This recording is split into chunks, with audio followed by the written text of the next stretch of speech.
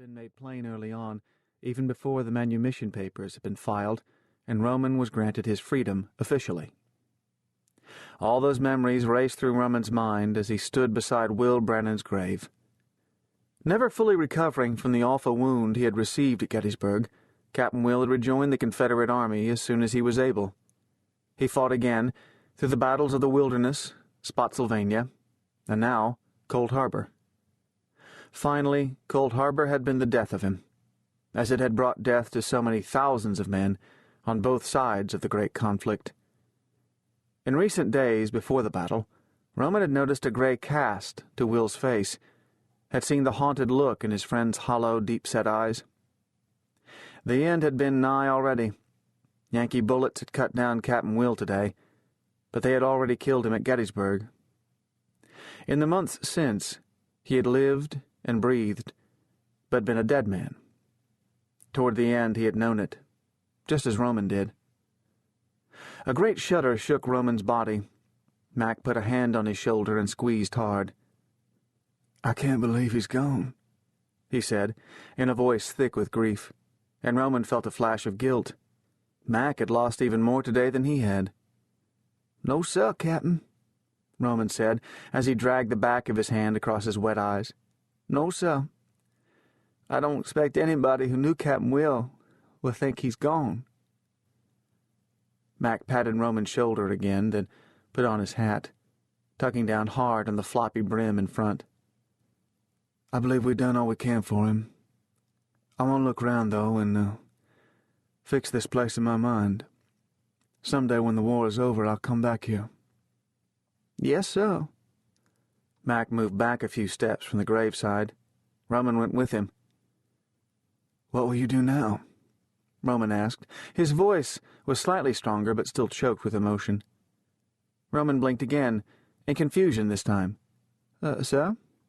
Why, I figured I'd go with you, Captain Mac." Mac shook his head. "There's no need for that. You're a free man, remember?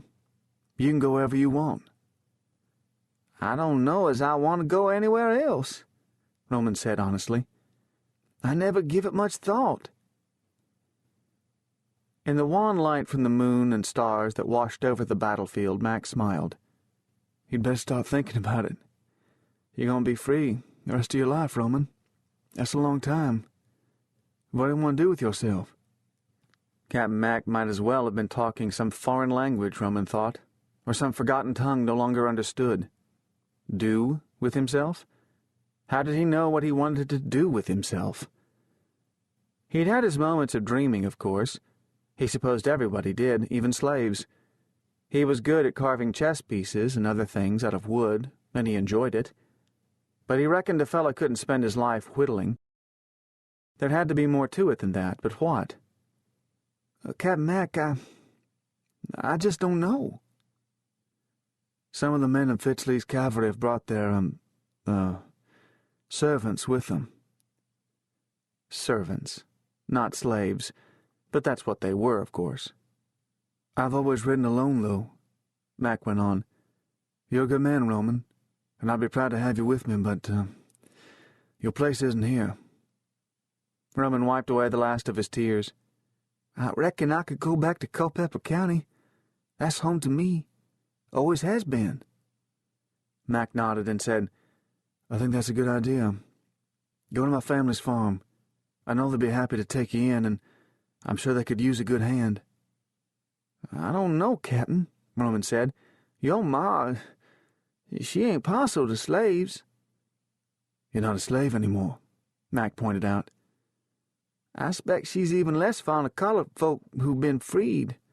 She didn't want Captain Will to manumit me." "That's all in the past. And to tell you the truth, Roman, you'd be doing me a favor by going there. I'm not sure what's happening on the farm with Henry and Titus, but considering the hard feelings between them," Mac shrugged. "Well, like I said before, I'm sure they can use the help." "If you really think it best, Captain, I reckon I can go there." "Thanks, Roman." Mac put out his hand. Just like his brother, he had never considered himself too good to shake hands with the black man. Roman returned the firm grip. "You know, Mac went on. "We'll never would have made it back from Pennsylvania without your help, Roman." "He was my friend," Roman said. "Best friend I ever had, I reckon." Deciding to go to Culpeper County and actually getting there were two different things, Roman discovered. It was at least 100 miles from Cold Harbor, northeast of Richmond, to the town of Culpeper, far to the northwest of the Confederate capital and within sight of the great spine of the Blue Ridge Mountains. The only way to get there was on foot. Roman had no horse, and the Confederate cavalry couldn't spare one. Even if he had been mounted, he wouldn't have gotten very far. The horse would have been confiscated, and there was a good chance he would have been shot as a horse thief.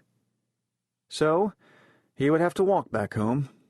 He had no doubt he could do it. After all, he reminded himself, he had walked from Virginia to Pennsylvania to find Captain Will after Yancey Latimer's death. That had been a lot farther. But things had gotten worse in the year since then. Large areas of the South had been stripped bare of food and supplies by the two ravening armies jousting with one another across the battered landscape. Refugees who no longer had homes wandered the roads, and many of them would steal, even kill, to stay alive. Roman couldn't bring himself to blame them too much. When faced with the prospect of starving to death, or worse, watching their children starve to death, most folks would do whatever they had to in order to avoid that horror. That sympathy didn't make him any less wary of the refugees, though, and many of them were no account to start with, men who always sank to the lowest level, no matter what their circumstances or surroundings. So as he skirted Richmond to the north and struck out toward the distant Blue Ridge, he did a lot of walking by night and hiding out by day, finding a good spot each dawn to curl up out of sight and rest. He drifted in and out of a light sleep during the day, always restless, always on the alert for trouble. Sometimes exhaustion claimed him, pulling him into a deep, dreamless slumber. Such was the case when, with no warning, the cold, hard ring of a pistol barrel prodded his forehead, and an even colder voice announced, "Looky what we got here."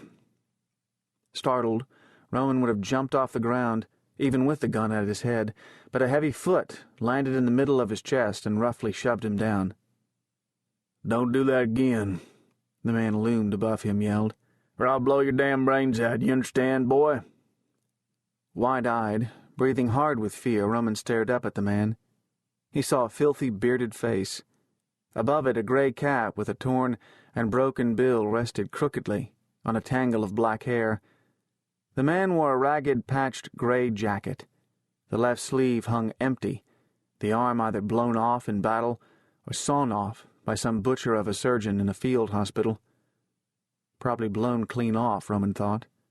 A man actually stood a better chance of surviving a wound like that than he did if he was sent to one of those charnel houses masquerading as hospitals. Why was he even thinking such things at a moment such as this, he wondered, when he was so close to death himself?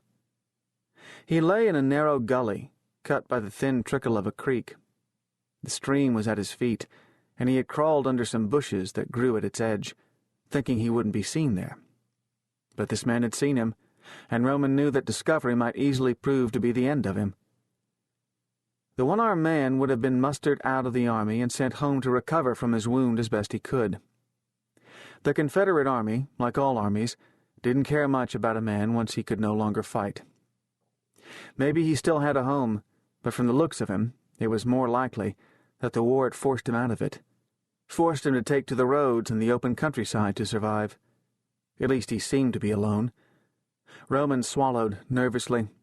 If there had been a gang of such scavengers, he would have had no chance at all to get out of this predicament. As it was, the odds were extremely slim that he would live longer than a few more minutes. The man leaned closer to him and hissed, "You got any food?" The smell of rotting teeth almost made Roman gag. I got nothing to eat, sir." That was the truth. Roman had long since finished off the little bit of hardtack and jerky Mac Brannon had given him before he left the grave site at Cold Harbor. Once those provisions were gone, he had lived on wild plums and onions. He was so hungry he had forgotten what it was like to have even a half-full belly.